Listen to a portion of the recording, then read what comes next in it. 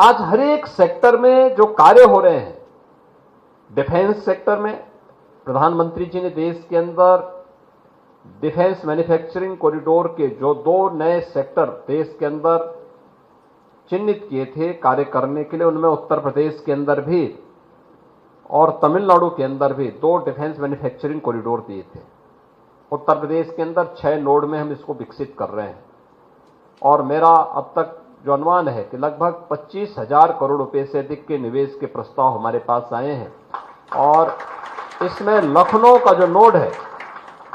मुझे बताते हुए प्रसन्नता है कि लखनऊ का नोड जिसके माध्यम से हम ब्रह्मोस मिसाइल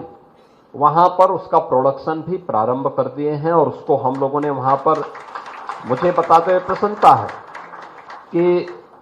जो ब्रह्मोस मिसाइल से जुड़े हुए हमारे बहुत सारे ऐसे इक्विपमेंट होते हैं जो डिफेंस इंडस्ट्रियल कॉरिडोर के माध्यम से हम लोगों ने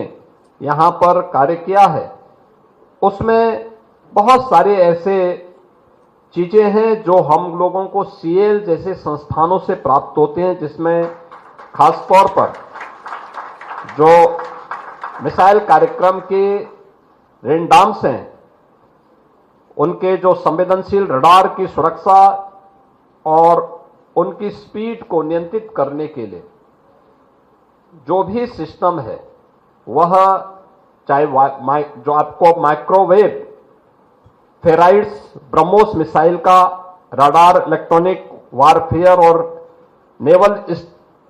स्टील्थ प्रणाली का प्रयोग, ये जो हम करते हैं सीएल जैसे संस्थान ही उसमें ब्रह्मोस मिसाइल के लिए वहां पर उपलब्ध करवा रहे हैं। और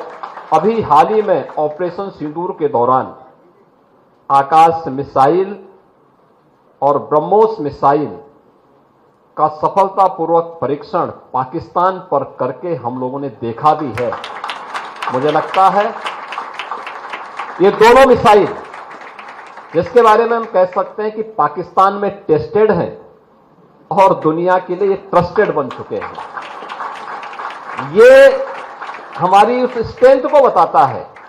जो देश की रक्षा आवश्यकताओं की पूर्ति करने में एक बड़ी भूमिका का निर्वहन कर रहा है। प्रधानमंत्री जी ने भी तय किया है 2070 तक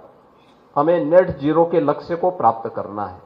नेट जीरो के लक्ष्य को प्राप्त करने के लिए अगर आप देखेंगे, दुनिया के तमाम विकसित देशों ने अपने यहां थर्मल पावर के प्रोडक्शन को बैन किया है, कंट्रोल किया है। उन्होंने रिन्यूएबल एनर्जी को या ग्रीन एनर्जी की तरफ ये लोग गए हैं। हाइड्रोजन एनर्जी उसमें हो सकती है, उसमें एटॉमिक एनर्जी हो सकती है। ये बहुत सारी चीजें हैं जिसमें उन लोगों ने कदम बढ़ाए हैं। भारत के अंदर इलेक्ट्रॉनिक्स यानी यह क्षेत्र हमारे पास ऐसा है जिसमें रिन्यूएबल एनर्जी के सेक्टर में हम लोगों को एक अच्छा कार्य करना होगा। और मुझे लगता है कि भारत की उन अग्रणी संस्थाओं में सीएल है जिन्होंने सोलर फोटोवोल्टिक मॉड्यूल स्थापित किया है, उसको बनाने में सफलता प्राप्त की है और इसका उपयोग हम लोगों ने कई जगह पर किया है, खासतौर पर उन जगहों पर जो हमारे ट्राइबल एरिया थे, जहां पर हम लोग सामान्य लाइन पहुंचाने में मदद थी, बीच उसमें मदद नहीं हो पा रही थी, जंगलों के बीच में था, फॉरेस्ट के किले लेने में दिक्कतें हो रही थी, एनजीटी के तमाम उसमें पहले से ही एनजीटी के द्वारा तमाम प्रतिबंध लगाए गए थे। उन स्थितियों में हम लोगों ने वहां पर सोलर पैनल के माध्यम से ही उन लोगों को बिजली के कनेक्शन और वहां पे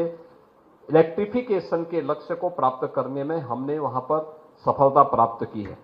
और इस सेक्टर में बहुत कुछ संभावनाएं अभी छिपी हुई हैं। हम लोगों ने तय किया है कि 2027 तक उत्तर प्रदेश 20,000 मेगावाट का रिन्यूएबल पावर को जनरेट करेगा उत्तर प्रदेश के अंदर। और इस दिशा में हम लोगों ने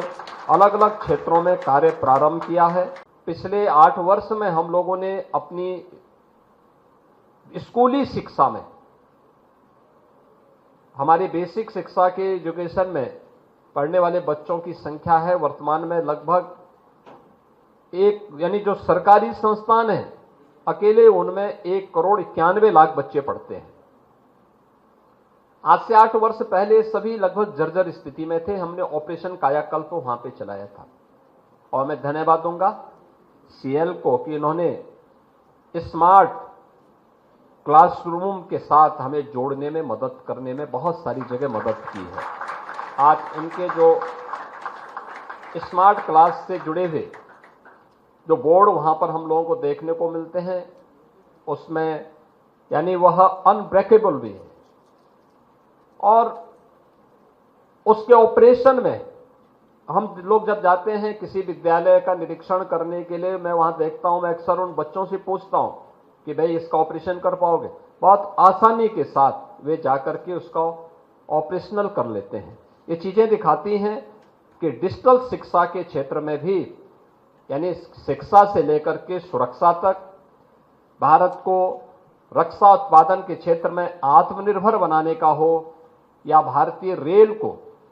जिसने भारत की पब्लिक ट्रांसपोर्ट की एक बेहतरीन सुविधा को आगे बढ़ाने में मदद की है, ये सभी चीजें आगे बढ़ रही हैं। इसमें सीएल एक बड़ी भूमिका के रूप में अपना दक्षता का लाभ भारत को प्रदान कर रहा है। एक अभिनंदनीय प्रयास है।